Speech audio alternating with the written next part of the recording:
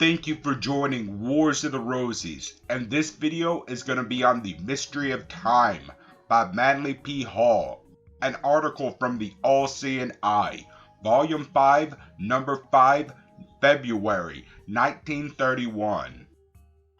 The Mystery of Time. Human life is a continual struggle against the encroachments of place and the passing of time. Congestion and competition are crushing out the weaker and less fit, while time limits all achievement and is the merciless destroyer of even the great. Time is a humanly devised method of dividing eternity into hypothetical periods, having split up duration into an inconceivable multitude of fragments. We fight for these fragments, realizing in a vague sort of way that minutes and hours are the most precious of all things. Time and not gold is the universal medium of exchange. When we barter and exchange, we buy things with time and sell time that we may buy things. Life flows through time and we sell life that we may gain the wherewithal to buy a little of it back. We pay a man so much an hour for his life and activity, nor do we comprehend the magnitude of the transaction. When we buy hours from another man, or even spend our own, we do not realize that the supply of these is limited. The wheel of life never turns backwards, and an instant spent can never be rescued from the infinite past into which it has mingled itself. We are bound together by that community life which Cicero calls civilization, and this means, primarily, that we must share our most priceless possession, time, with each other. We devote a certain part of life to the common good, to the preparation of our more noble institutions, also perhaps a little in the future of our world. By conscious endeavor, we earn also a certain measure of freedom. And what is freedom? But the possession of certain periods of time in which we may do that which pleases us, because we have brought and paid for the moments that we spend. We are continually advising to save and protect tomorrow by the theft of today. We are warned that improvidence may leave us so impoverished that we cannot buy the last few years of our lives. All saving, directly or indirectly, must be a saving of time, and if we were as careful of minutes as we are of dollars, this world would be enriched beyond the possibility of ordinary estimation. Possibly we save dollars because they look so valuable. Nice, round, shiny cartwheels or crisp greenbacks. We delight to be suspected of possessing them. We stack them and we count them, and dream of the privileges which they can confer.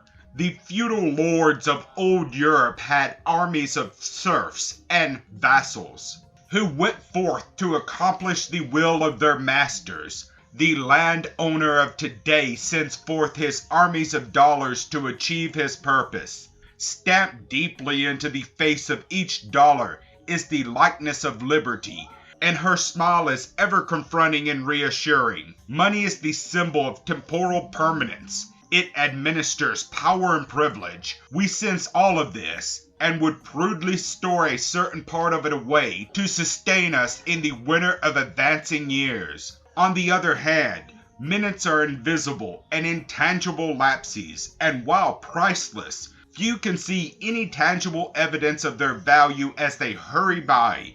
Yet all the dollars in the world banked together are not strong enough to prevent the passing of a single second. In the third part of King Henry VI, that monarch indulges in the soliloquy which reveals that even kings are powerless against the inevitability of time. See the minutes, how they run, how many make the hour, full, complete. How many hours bring about the day, how many days will finish up the year, how many years a mortal man may live. It has been said that we are an improvident race, that we waste enough food alone to feed a nation. We may go forth and say that we waste time enough to save a world if the minutes were put to their fullest and noblest purpose. There is nothing sadder than a man who has saved his money and wasted his minutes. He is rich, but Having no time left, there is nothing worthwhile that his gold can buy. We do not mean to imply longer working hours or a more intensive industrial program, but rather a fuller use of these priceless moments that fly by us and leave us bankrupt during the very best years of life. 1/3 of life, or rather of our time, nature demands as a fee for the maintenance of our physical organism. This is a divine tax which few of us can evade. A man who lives 60 years sleeps away 20 of them, so that none of us really lives as long as we think we do. Of the best years of our lives, society also demands a third part.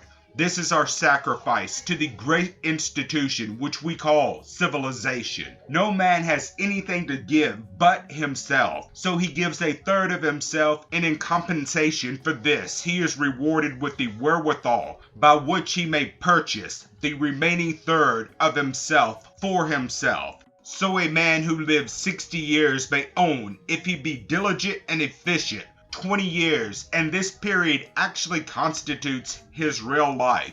Nor are these 20 years given to him in a lump. They are distributed throughout the whole span, a few hours now and a few minutes then. We have struggled for these minutes, and we have gained the best of our lives and energy that we might be entitled to them, and then, for the most part, we permit them to slip away without taking advantage of the priceless opportunity which they confer. Someone has said, time is money.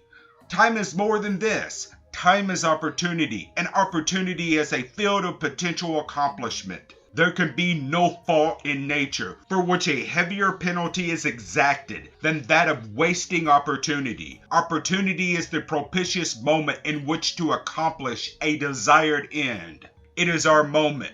We have bought it with life itself and paid for it with the substance of our bones and sinews. Other moments may come out of this. One will never come again. The height of wisdom is to know the right use of time, how to invest the moments so that they will pay us the highest dividends. Minutes are a medium of exchange on a higher plane. Dollars will buy us things. Minutes will buy us wisdom and immortality. Men who would grieve deeply over the loss of dollars throw away minutes with a smile. Horace is accredited with having summoned up the subject in the following episode.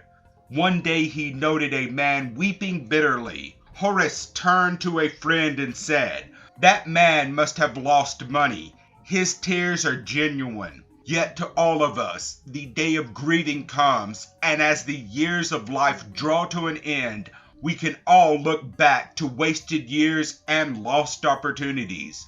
The new year is symbolical of a major division of time. It signifies a span far greater than minutes or hours. It offers a magnificent opportunity for a reinstatement of the purposes of life and a fuller realization of the responsibilities which opportunity brings. We have wasted much precious time in the year gone by. Time which is well applied would have elevated us spiritually and temporally. In the new year, there is not only time to make money, but through our commercial activities, we are going to purchase a certain amount which we can devote to nobler and more permanent ends. In this year, we shall have time to right old wrongs and dream new dreams. We can improve ourselves in every part of our being. We shall have periods for the expression of kindness, opportunities for service, and though unsuspected, adequate time for study and reflection, and the refinement of the organism. At the end of this new year, we can be just as successful in our business world as we were before. We can have that added something which our labor has entitled us to, but which most thoughtlessly cast away, out of work well done in our community obligations, out of the extension of our internal viewpoint, by self-improvement. We can come nearer to the realization of happiness than was ever before possible. A good New Year's resolution would be to use time wisely, to get out of every minute a full 60 seconds. At the same time that we are emptying the minute of potentialities, we can be filling it with ripe accomplishment, making each minute full of experience, thought, and action. When we accomplish this, we are almost certain of a happy new year. Thank you for watching, and please don't forget to share, like, subscribe, and comment. And if you can, please consider donating to Wars of the Rosies. Links to PayPal and Patreon are in the description. Thank you so very much.